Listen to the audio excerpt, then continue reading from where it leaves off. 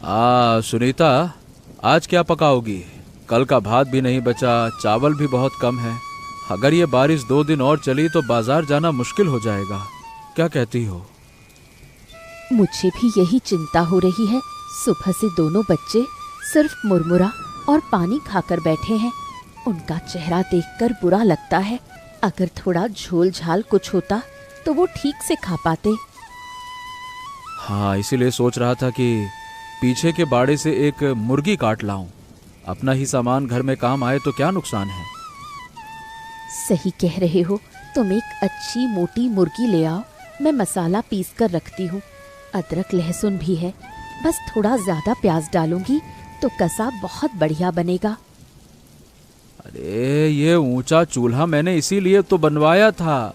तब तो लोग हंसते थे, कहते थे इतना ऊंचा चूल्हा किस काम का, किस काम का। आज समझेंगे पानी के बीच आग जलाकर खाना बनाना क्या होता है।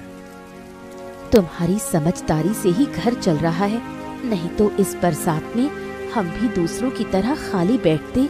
तुम मुर्गी लेकर आओ, मैं हांडी चढ़ाती हूँ। लेकिन एक बात, कमला की नजर में ज्यादा ना पड़े। वो आए देखे, मुझे कोई फर्क नहीं पड़ता। हाँ सही है, लेकिन वो औरत हर बात को बढ़ा चढ़ाकर सबको बताती है। मैं नहीं चाहता कि इस समय कोई झगड़ा हो। इतना डरोगे तो कैसे चलेगा। तुम जल्दी जाओ, मैं तेल गरम कर रही हूँ। अच्छा चलो, मैं जा रहा हूँ। और हाँ, मिर्ची थोड़ी ज्यादा डालना। कितनी अच्छी खुशबू आ रही है। समझ रहे हो, पास वाले घर से आ रही है। इस बारिश में उनके घर मुर्गी का कसा बन रहा है। वाह वाह वाह वाह वाह, क्या बात है, क्या बात है। खुशबू तो बहुत अच्छी आ रही है, लेकिन अगर वो थोड़ा अच्छा खा रहे हैं तो तुझे इतनी जलन क्यों हो रही है? कोई अपने घर में क्या पकाए उससे तुझे क्या है, हैं? क्या मतलब? गांव के हर घर में अभाव है, चारों तरफ पानी है, किसी के घर में खाना नहीं और उनके घर मुर्गी बनेगी कैसे? इतना पैसा आया कहाँ से, ये देखना नहीं चाहिए? हो सकता है कहीं से खरीदी हो या उनके पास खुद की हो। उनके पास क्या है? न जमीन, न धान, न मछली पकड़ने का जाल, फिर मांस आया कहाँ से? मैं कहती हूँ जरूर किसी की बहकर आई मुर्गी पकड़कर पका रहे हैं। इससे चोरी साबित नहीं होती है। बरसात में बहुत कुछ बहकर आता है। बिना जाने इतना बड़ा इल्जाम मत लगाओ भाई। तुम हमेशा ऐसे ही रहते हो, किसी की गलती देखकर भी कुछ नहीं कहते। क्या मैं चुप रहूं? आंखों के सामने अन्याय देखकर भी चुप रहूं? अरे पहले अन्याय तो हो फिर बोलना। कह रहा हूँ छोड़ देना। इस बारिश में झगड़ा बढ़ाकर क्या होगा? 2 बातें बढ़ेंगी, आखिर में गांव में इज्जत चली जाएगी। हाँ, मुझे कोई फर्क नहीं पड़ता। वो इतने आराम से है, ये मैं सह नहीं सकती। जब सब दुख में है तो वो अकेले सुख नहीं भोगेंगे। ये कैसी बात है? जिसके पास है वो खाएगा, जिसके पास नहीं है वो कोशिश करेगा। तुम जितना चाहो समझाओ, मैं अभी मोड़ल बाबू के पास जा रही हूँ। उन्हें बताए बिना मेरा मन शांत नहीं होगा। मोड़ल बाबू, इस बारिश में आपको परेशान करने आई हूँ, इसके लिए माफी चाहती हूँ, लेकिन आए बिना रह नहीं सकी। गांव के एक तरफ लोग भूखे मर रहे हैं और दूसरी तरफ राम प्रसाद के घर से मुर्गी की महक आ रही है।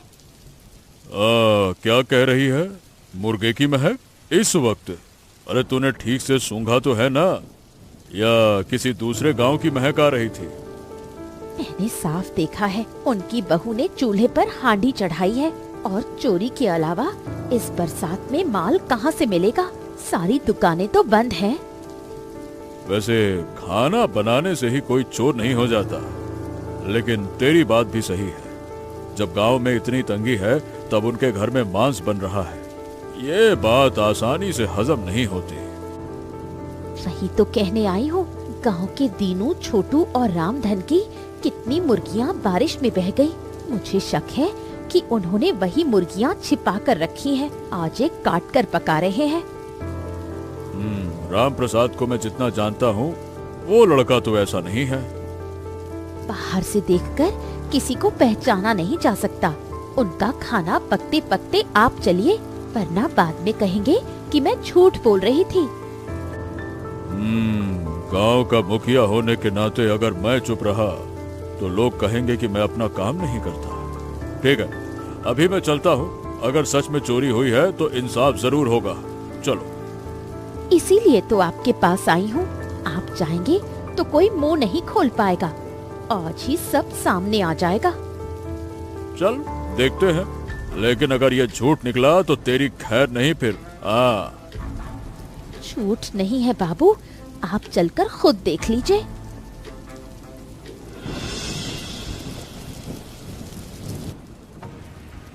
राम प्रसाद, ए राम प्रसाद, यहाँ क्या हो रहा है? चारों तरफ लोग भूखे हैं और तू यहाँ मुर्गा पका रहा है। कहाँ से आया ये मुर्गा? बता, कहाँ से आया ये मुर्गा? बाबू पहले आप शांत हो जाइए। ये मुर्गा हमारा अपना है बाबू, हमने किसी का कुछ नहीं लिया। आप बैठिए ना, बैठिए बैठिए, मैं सब कुछ बताता हूँ। मैं बैठकर तेरी कोई कहानी नहीं सुनूंगा। कमला ने खुद देखकर हमें बताया है कि तुमने बहती हुई मुर्गियां पकड़ रखी हैं। सही सही बताना, झूठ बिल्कुल नहीं बोलना, नहीं फिर मामला ठीक नहीं होगा। इस तरह चिल्लाइए मत। हांडी में जो मुर्गा है वो हमारे घर का ही है। बच्चे सुबह से भूखे हैं, इसलिए पका रही हूँ। ये रोना धोना मेरे सामने मत कर। बच्चे सबके हैं और तुम्हारी मुर्गियों के धंधे के बारे में तो मैंने कभी नहीं सुना। चुप, मुझे धोखा मत दे। मैं ये चूल्हा तोड़कर चकनाचूर कर दूंगी। नहीं, चूल्हे को हाथ मत लगाइए। ये चूल्हा बड़ी मेहनत से बनाया है। खाना उतर जाने दीजिए, फिर जो पूछना है पूछिएगा। चोरों का खाना इस गांव में बिल्कुल नहीं बनेगा, बिल्कुल नहीं बनेगा। ओ माँ, लात क्यों मारी? चूल्हा टूट गया, हांडी गिर गई, सब मिट्टी में मिल गया। हाय हाय। अरे बाबू, आपने ये क्या कर दिया? इतनी मेहनत से खाना बना रहे थे, बर्बाद कर दिया। बच्चों के लिए पका रहे थे आप। अब क्या कहें आपको? चोरी करने का यही अंजाम होता है। अब मरो भूखे। हमने चोरी नहीं की। क्यों किया आपने ऐसा? अगर सच में बेगुनाह हो तो बाद में सबूत लेकर मेरे पास आना। अब तुम भूखे ही रहो जैसे पूरा गांव भूखा है।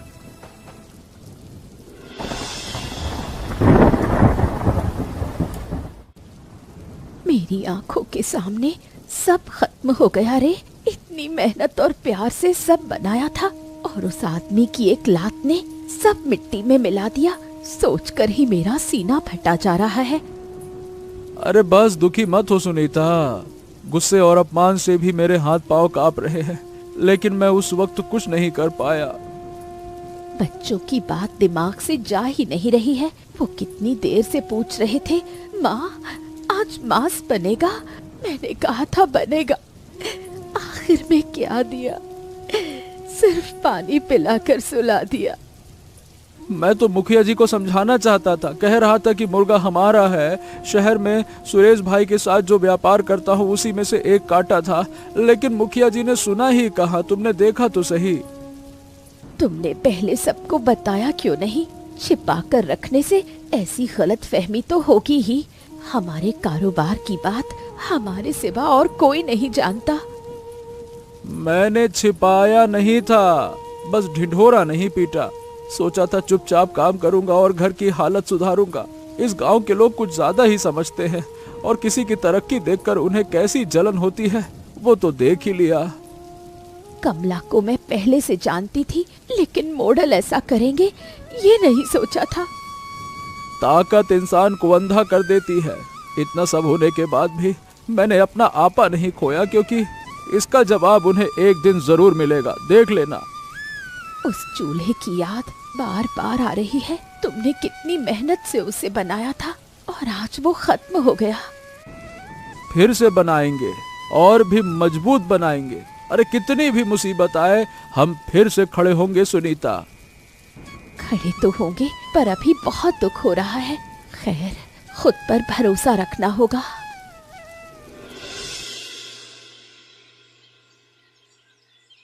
कमला, ए कमला, घर में कुछ है? अरे क्या एक मुट्ठी चावल भी है? सुबह से, अरे रे रे रे, सुबह से भूख के मारे पेट में चूहे कूद रहे हैं। बच्चे भी रो रो कर चुप हो गए। क्या दूं? घर में एक दाना भी नहीं है। कल का बचा हुआ बासी भात भी खत्म हो गया। कभी सोचा नहीं था कि इतना बड़ा अनर्थ होगा। अरे भाई, खेतों की जो हालत है ना, इस साल कोई फसल नहीं बचेगी। धान सब सड़ गया, आलू गए, दाल गई। बाजार में खरीदने जाओ तो जान निकल जाए, इतने महंगे हैं। लोग अब उधार देने से भी डर रहे हैं। मेरा भी सिर चकरा रहा है। कल से सिर्फ पानी पीकर हो। कभी कभी लगता है जैसे छाती के अंदर सब खाली हो गया है। फिर भी एक बात देख रहा हूँ, राम प्रसाद के घर में हर दिन खाना पक रहा है। मैं भी वही सोच रही हूँ। इस मुसीबत के समय वो कैसे ठीक है? जहाँ बाढ़ के बाद पूरा गांव तंगी में है, इतनी मुश्किलों में भी उनके घर चूल्हा कैसे जलता है, ये मेरी समझ के बाहर है। कारण ये हो सकता है कि वो पहले से तैयार थे, हमने वो नहीं किया। क्या तुम अभी भी उस दिन की बात करोगे? मैं मानती हूँ कि मैंने गलती की, लेकिन तब मुझे लगा था कि कुछ तो गड़बड़ है। गड़बड़ तुम्हारे मन में थी। जलन इंसान को अंधा कर देती है, ये तुम नहीं समझी। अब देखो, इस अभाव से लड़ते लड़ते शायद हम मर जाएंगे। सिर्फ मुझे दोष मत दो। तुम चाहते तो रोक सकते थे। तुमने जोर देकर कुछ नहीं कहा। कहा था, पर तुमने सुना ही नहीं। खैर, अब दोष मरने से पेट नहीं भरेगा। सोचना होगा कि खाना कहाँ से आएगा। किसके पास जाएं? सबके हाथ खाली हैं। राम प्रसाद के दरवाजे पर किस मुंह से जाऊं? भूख की आग में अब हाथ फैलाने के अलावा कोई चारा नहीं है, कोई चारा नहीं है।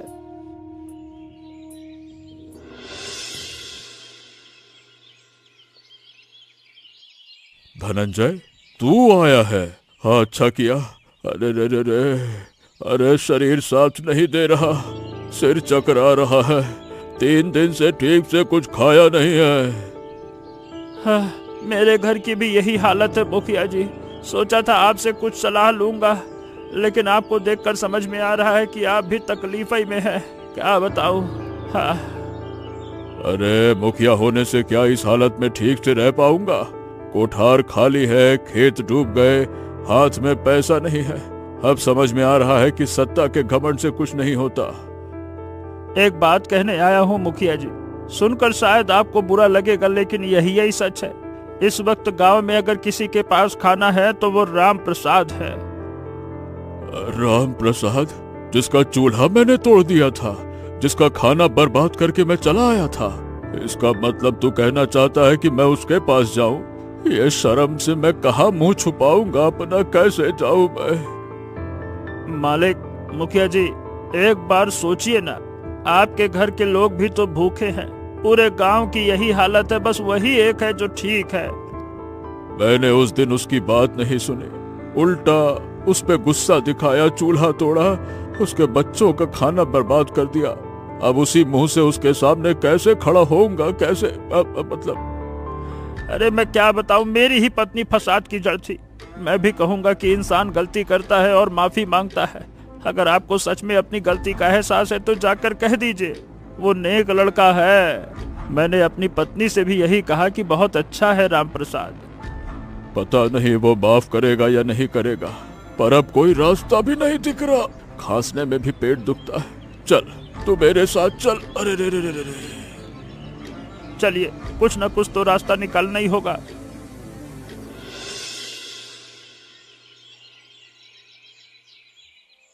राम प्रसाद, तुमसे एक बात करनी थी। अरे मुखिया जी, आइए आइए आइए। आपकी तबीयत बहुत खराब लग रही है। आइए ना, अंदर आइए, अंदर आइए। धनंजय दा, तुम भी आओ ना। आ जाओ आ जाओ आ जाओ। पहले थोड़ा पानी पियो। बैठो बैठो। हाँ, अरे तुम्हारे घर पानी वानी पीने लायक मुंह नहीं है मेरा। उस दिन मैंने जो किया वो याद आता है तो दिल करता है कि अपने दोनों हाथ काट लूं। अरे ये सब बातें रहने दीजिए, जो हुआ सो हुआ। पहले बैठिए, खाली पेट बात करेंगे तो और भी कमजोरी महसूस होगी। बैठिए। राम, सच तो ये है कि हम बहुत तकलीफ में हैं। मोड़ल बाबू के घर में भी खाना नहीं है और मेरे घर में भी नहीं है, इसीलिए आए हैं। और हाँ, उस दिन के लिए माफी मांगता हूँ, गलती हो गई, माफ कर दो। मैंने तो तुझे चोर कहा, तेरी कोई बात सुने बिना तेरा चूल्हा तोड़ दिया, बच्चों का खाना बेकार कर दिया, तेरी पत्नी का बनाया खाना मिट्टी में मिलाकर उसका अपमान किया, और आज वही खाना मैं तेरे दरवाजे पर मांगने के लिए हाथ फैलाकर खड़ा हूँ। अगर तू मुझे दुत्कार दे तब भी मुझे कोई शिकायत नहीं होगी बेटा। अरे कैसे बात करते हैं, मैं ठुकराने वाला इंसान नहीं हूं मुखिया जी। गुस्सा आया था, मुझे भी आया था, दुख भी हुआ था, पर आप पहले पानी पीजिए, फिर मैं सब कुछ विस्तार से बताता हूं।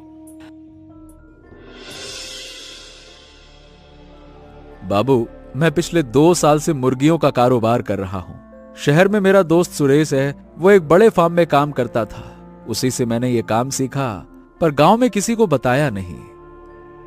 ओह, तो पीछे की वो सारी मुर्गियां तेरी है? अरे इतने दिनों तक किसी को क्यों पता नहीं चला? अब बताने ही वाला था, पर सोचा कि पहले थोड़ा काम जम जाए, थोड़ा अच्छा हो जाए, कुछ तो बताएं सबको, ऐसे क्या बताएं आधा अधूरा। अरे पर तूने इतना बड़ा बाड़ा बना लिया और हमको भनक तक नहीं लगी। पीछे का हिस्सा मैंने जानबूझकर घेर रखा था ताकि आंधी बारिश में नुकसान ना हो, इसलिए बरसात से पहले वो ऊंचा चूल्हा भी बनाया था।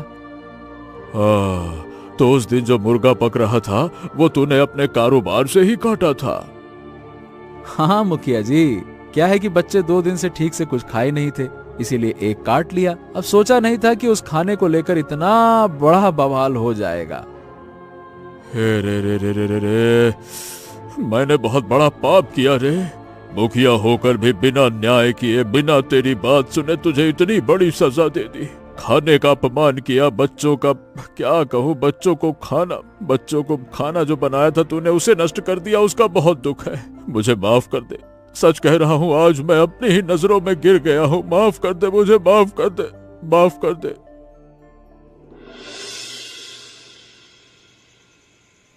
कमला, आज सब पता चल गया, राम प्रसाद कोई चोर वोर नहीं है। वो बहुत दिनों से मुर्गियों का व्यापार कर रहा है। शहर के दोस्त के साथ काम सीखकर वो मुर्गियां बेचता है, काम करता है वो। उनके अपने घर का ही मुर्गा था? हाँ, अपना ही था। तूने फिजूल में शक किया और मुखिया जी ने तेरी बातों में आकर जानबूझकर चूल्हा तोड़ दिया, खाना बर्बाद कर दिया उनका। आज वो बेचारे खुद शर्मिंदगी से रो रहे हैं कि क्या कर दिया उन्होंने। मुझे अब खुद पर बहुत ग्लानि हो रही है। मैं ऐसा नहीं चाहती थी, मैंने बस उनसे जलन की थी।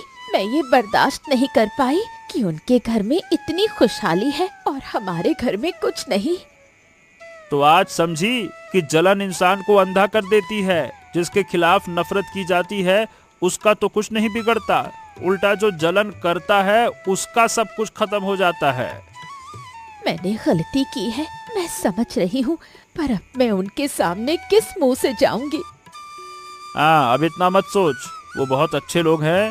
मुड़ल बाबू और मैं माफी मांग आए हैं और तुझे भी वही करना होगा। ठीक है, मुझ में अब हिम्मत नहीं है, फिर भी मैं कल ही जाऊंगी, जैसे भी हो।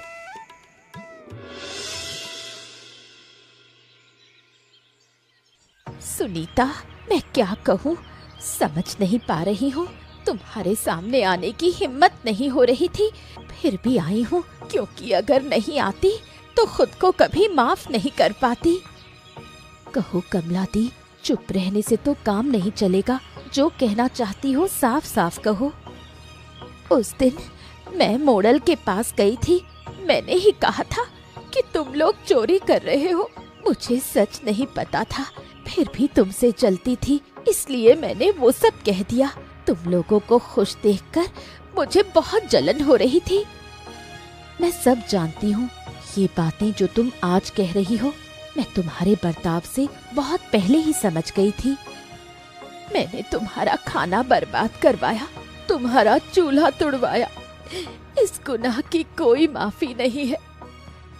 फिर भी हाथ जोड़कर कहती हूँ, हो सके तो मुझे माफ कर देना। उस दिन मैं बहुत रोई थी, जीवन में ऐसा दुख कभी नहीं मिला जितना उस दिन मिला था। तब नहीं समझी थी, पर आज समझ रही हूँ कि खाना मिट्टी में मिलने का क्या मतलब होता है। जिस खाने को हम सम्मान नहीं दे पाए, आज वही खाना हमें नसीब नहीं हो रहा है। सिर्फ मॉडल नहीं, हम सब आज उसी पाप के कारण भूखे हैं। गलती सब करते हैं, लेकिन तुमने माफी मांग ली है। चलो, अब से हम सब मिलजुल कर रहेंगे, कोई किसी की चुगली नहीं करेगा। हम सब एक साथ खुश रहेंगे और मुसीबत में एक दूसरे की मदद करेंगे। मुखिया जी, आप देखिए, आज फिर से वही चिकन कसा बना है, लेकिन आज ये सिर्फ हमारे लिए नहीं है, आज पूरे गांव को खिलाया जाएगा। देखिए, मैंने काम करते वक्त ही सोचा था कि जिस दिन मैं सफल हो जाऊंगा, उस दिन पूरे गांव को साथ में बैठा कर खिलाऊंगा और अपने काम के बारे में बताऊंगा। इतने दिनों बाद आज वो दिन आया है। हाँ, मुझे फिर भी बहुत दुख हो रहा है रे, क्योंकि इन कुछ दिनों की भूख ने मुझे खाना बर्बाद करने की कीमत समझा दी है। आज अगर तुम लोग दया नहीं दिखाते तो शायद हम लोग भूख से मर जाते। गुस्सा पाल कर रखने से काम नहीं चलता मॉडल बाबू। हमें हर हाल में जलन भूलकर मिलजुल कर रहना ही होगा। इसलिए सोचा कि आज गांव के सब लोग साथ मिलकर खाएं। मैंने जिंदगी में बहुत कुछ किया, पर इतना लाचार कभी महसूस नहीं हुआ। बार बार लगता है कि काश उस दिन मैं चुप रहती तो कितना अच्छा होता। अरे अब जो हो गया सो हो गया। अब से हम सब कुछ नए सिरे से शुरू कर सकते हैं, क्यों राम प्रसाद? हाँ हाँ, बिल्कुल, मेरी भी यही इच्छा है। सोच रहा था कि काम और बढ़ जाए तो गांव के कुछ लोगों को मैं काम भी दे पाऊंगा। तुम सब लोग सुनो, आज से मेरे सामने कोई राम प्रसाद के बारे में बुरा नहीं कहेगा। मैं खुद कह रहा हूँ कि राम प्रसाद आज से इस गांव का सबसे नेक और सम्मानित व्यक्ति है। लेकिन हमें आपका साथ चाहिए। आप साथ रहेंगे तो सबको साथ लेकर चलना आसान होगा। देखिए, मैं चाहता हूं कि गांव में कोई भी तंगी की बात ना करे, और जब अगली बार बारिश आए तो किसी का चूल्हा बंद ना हो। ये लीजिए, पहले सब खाना शुरू कीजिए, बातें खाने के बाद होंगी। बाबू, आप खाकर बताइए कि कैसा लगा। सुनीता, तुम्हारे हाथ का स्वाद ही अलग है। आहा, लाजवाब। इस खाने की कीमत तो मैं उम्र भर याद रखूंगा। वैसे उम्र भी अब कितनी बची है। लेकिन ये बात है, उस दिन जो खाना बर्बाद किया था, आज इतना स्वादिष्ट खाना खाकर समझा कि यह खाना इंसान को नई जिंदगी दे सकता है। वाह! हाँ, आज इस आंगन में जो हो रहा है, मुझे लगता है कि सच में कुछ बदलेगा। गांव के लोग नफरत छोड़कर फिर से एक दूसरे के हमदर्द बनेंगे। अरे जरूर बदलेगा। एक बात याद रखना, तंगी इंसान का कड़ा इम्तिहान लेती है, पर कभी हारना नहीं चाहिए और कभी गलत रास्ता नहीं चुनना चाहिए।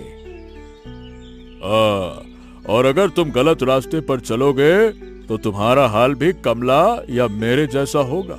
इसीलिए हमेशा सही रास्ते पर रहना और अपनी आने वाली पीढ़ी को भी यही सिखाना। अच्छा, क्या आप बता सकते हैं कि जब बारिश में चारों तरफ पानी भर गया था, तब हमने चिकन कशा कैसे पकाया था? इसका जवाब आप हमें कमेंट करके जरूर बताएं, हमें बहुत अच्छा लगेगा। और हमारे चैनल को सब्सक्राइब करने के साथ साथ ये कहानी अपने दोस्तों के साथ में शेयर कर देना, उनको भी ज्ञान मिल जाए। हमें ये भी बताइए कि आपको कहानी हमें कैसी लगी। चलिए।